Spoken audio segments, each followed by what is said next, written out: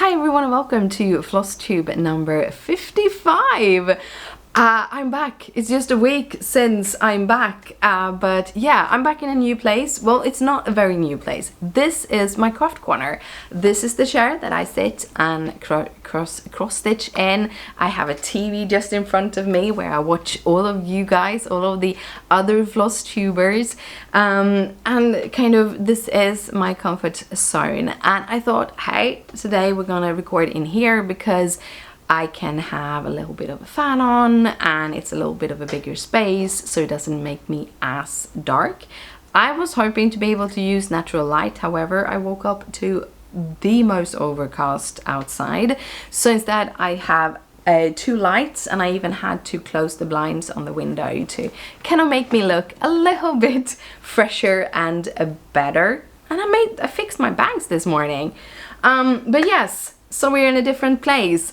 I have been cross stitching quite a lot this week, and a big part of my cross stitching is when I very intensely cross stitch is either to finish a project or to kind of when I'm in limbo and I can't really make changes, and that kind of both of them happened this week. So for me, I'm going to talk a little bit about the limbo and then we're going to get into the cross stitching. Just a little quick. So here's the thing. I have my migraine medication wasn't enough and I can't get a new one until the end of August, which means that I now have a sustained migraine that just won't go away, and it will not go away until I get my treatment. There is something that is continuously triggering my migraine. We don't know what it is. And this is how it can be. You can get a sustained migraine that just never goes away. Yay me. But my medication usually works, but we had to switch medications and the medication I took didn't work. For that I need to be on sick leave. In Sweden they don't allow you to be on sick leave because of migraines, because migraines is mostly episodic, and my kind of migraine kind of doesn't fit into that. So I have been fighting with doctors. My neurologist says that my GP needs to put me on sick leave, and my GP says my neurologist needs to put me on sick leave. In the end, after going back and forth for over 2 weeks, I finally got my sick leave papers. So I am now officially on sick leave, which means I can do a lot of stitching. But because of all of that stress and all of that, my migraine got worse, but also I kind of hid in my stitching. When there is a lot of things going on, I kind of go into a very apathic state, and cross stitching is the only thing I can do. So yeah, that was what happened, but everything is fine. I am going to just make sure to move about, stretch my back, take care of myself in the next couple of weeks until I can get my medication, and do as much as I can to handle my migraine and be nice to my migraine. And I'm sorry if you can hear my cat. She's meowing. She wants some attention, but she's actually in another room. Anyhow, so let's head into the cross stitching. But first, if you're a returning viewer, thank you so much for coming back. It warms my heart that you want to spend some time with me. And if you're new here, hi, my name is Marika. I come from Stockholm, Sweden, where I live with my boyfriend and my 2 cats, and this is a channel mostly about cross stitching. So let's jump into the cross stitching. So the first project I have for you is a start and a finish. So over on Instagram, Heather from Link is my homeboy, has a ADC swap and a just swap where you make a small project to send to someone. And I joined in with the swap last 2 months because it's a 2-month period. I had a lot of fun, so I signed up for number 2, and that is fanciful flowers swap, something like that. Last time I added all of the hashtags on screen, so I'm gonna try to do that this time around too. Well, the person that I got, she really liked wildflowers. They might not be as fancy, however, they fitted my swapper, and I really wanted to make something to make her happy. And I found this project in the Just Cross Stitch magazine. This is Mountain Wildflowers by Petites, Croix de Lucie, or Lucie, or Lucie.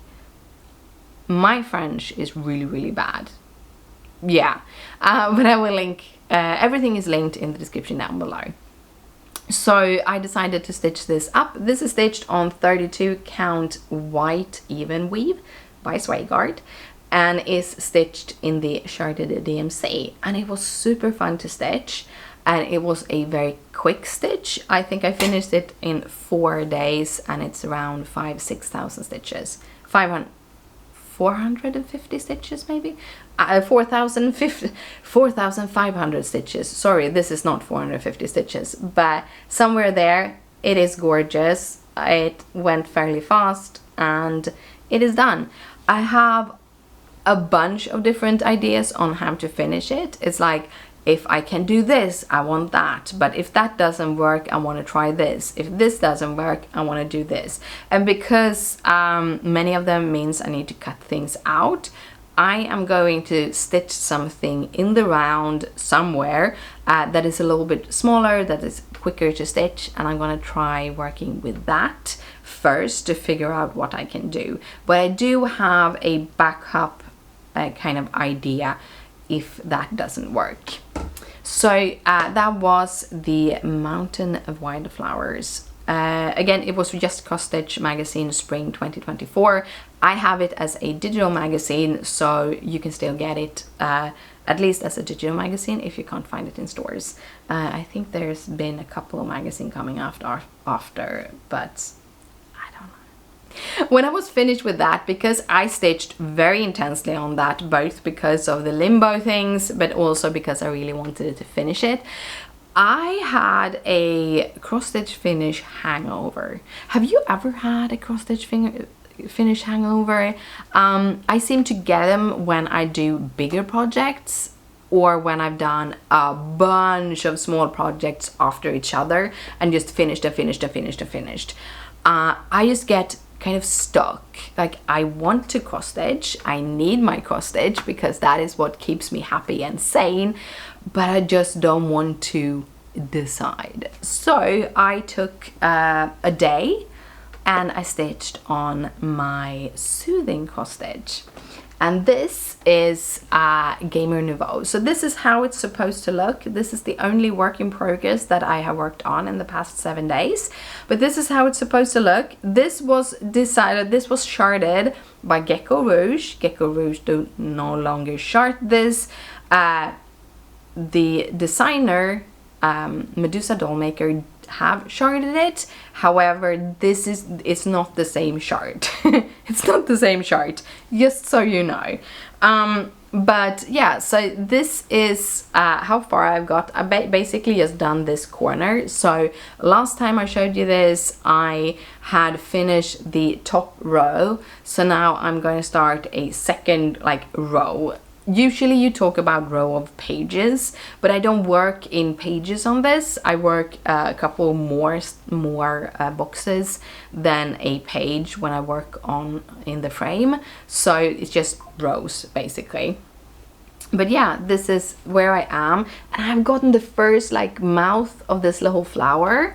That is a Super Mario flower, and I think it's super cool. So I'm really happy about that. I only put in about a day of work on this. It was just sitting and stitching because I was still in limbo. I just couldn't decide on anything else. So this is a perfect stitch for it. This is also one of the reasons I keep it in the frame most of the time, because it is one of those that I can pick up just when I don't have anything else to stitch on. But after that day, I knew I wanted to get some more Halloween stitches because I'm doing basically Halloween in July. I think the hashtag is Halloween is a lifestyle. I stitched the vampire for it, and I also stitched the little ghost, which I never shared on Instagram because other things came. Yeah, anyhow, I decided I wanted to stitch up the Halloween project from the latest autumn collection.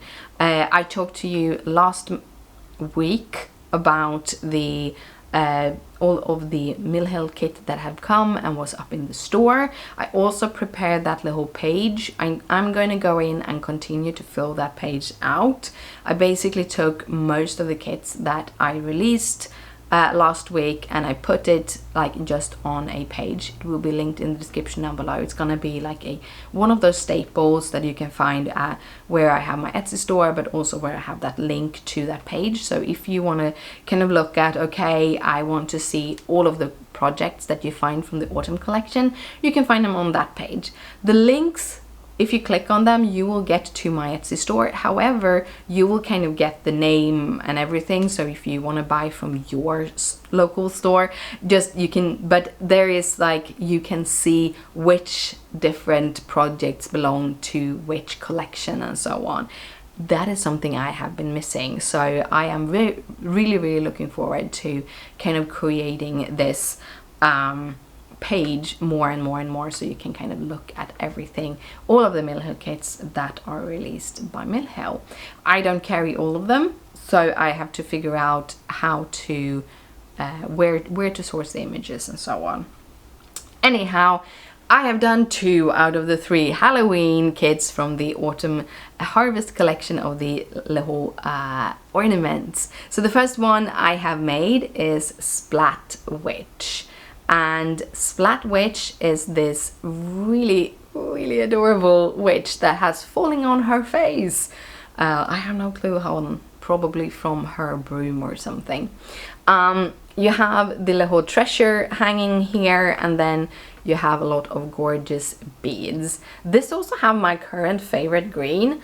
I am not a very green person because green and my skin color doesn't really work together. So whenever I put green on my body, I look like I'm really sick.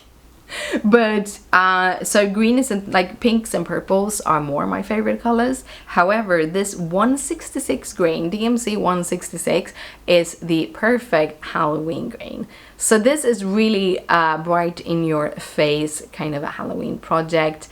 It has green beads, it has 2 kind of orange beads, purple beads, and it got these gorgeous blue beads on it. So it was super fun to stitch.